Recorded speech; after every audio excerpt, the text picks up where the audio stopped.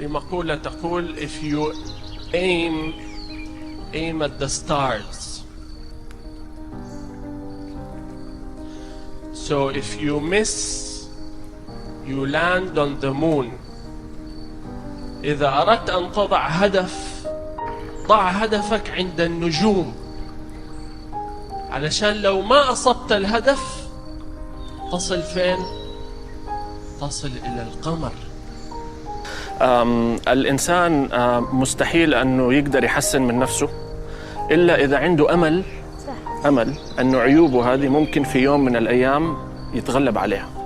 وأنا في حياتي الشخصية ويعني عندي كان عيوب كثير وذنوب كثير وأخطاء كثير، وبعضها جلست يمكن 10 سنين أجاهد نفسي أني أعالجها، وبعضها جلست يمكن 20 سنة إلين ما عالجتها. ولولا أنه كل مرة كنت مثلا أغلط وأرجع أصلح، وأنه عندي أمل أنه في يوم من الأيام ربنا حيأذن ويفكني من أسر هذا العيب أيا كان. وأنا دائما كنت أقول مثلا كنت أدخن زمان، أدخن 13 سنة وجلست 10 سنين أحاول أبطل، 10 سنين أبطل، أرمي البكت 3 أسابيع أرجع تاني أدخن. بس كان عندك أمل إنك أنت، لولا الأمل إنه في يوم من الأيام حتفك، كان عندي أمل ويقين ما كنت بطلت. كان اليوم جاي معايا بكت سجاير وأنا مبطل من سنة 2000. فمهم جدا على الأول العلم. إلى اليوم عندي عيوب صار لي 20-30 سنة بحاول أعالجها ما تعالجت، ولكن عندي أمل إنه السنة الجاية أو اللي بعدها أعالجها. فتحسين النفس على مستوى الفرد بدون أمل، صحيح. لذلك الأمل هو وقود العمل. قاعدة أساسية، أنت مهم.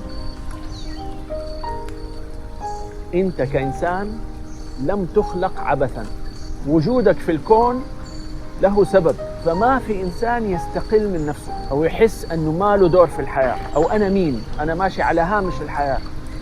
وكل إنسان وجوده يغير في كل الكون. كل الكون لن يكون كما هو اليوم بدونك.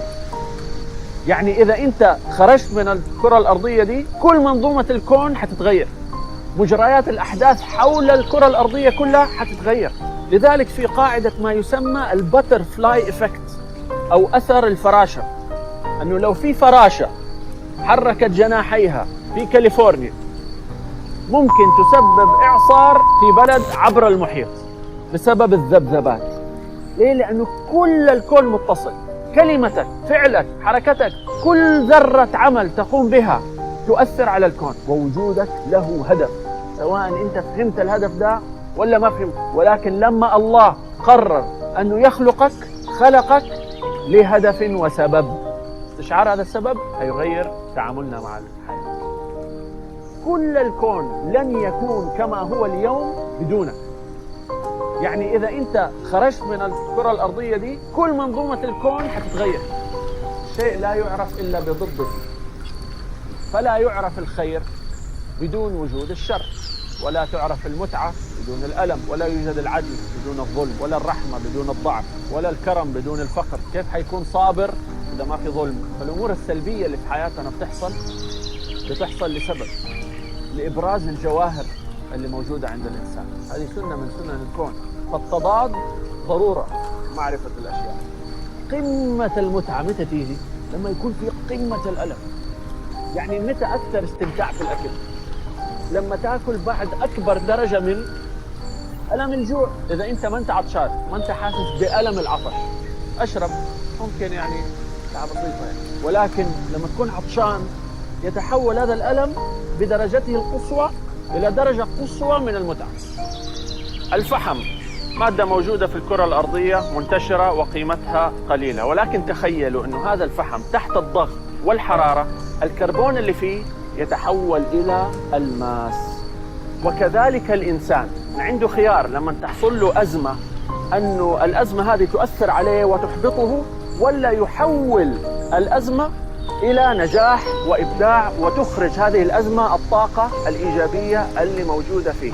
من الظلم أن نحكم على السمكة بناء على عدم قدرتها على الطير، ومن الظلم أن نحكم على الطير لعدم قدرته على السباحة في داخل الماء.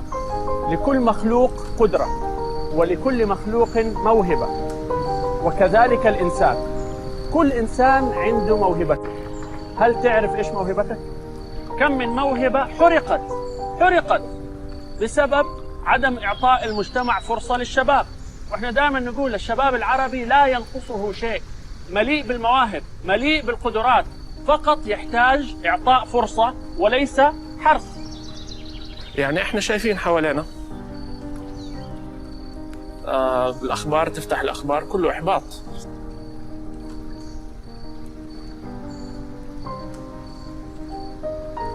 كيف الواحد يقدر يصحى من النوم أصلا؟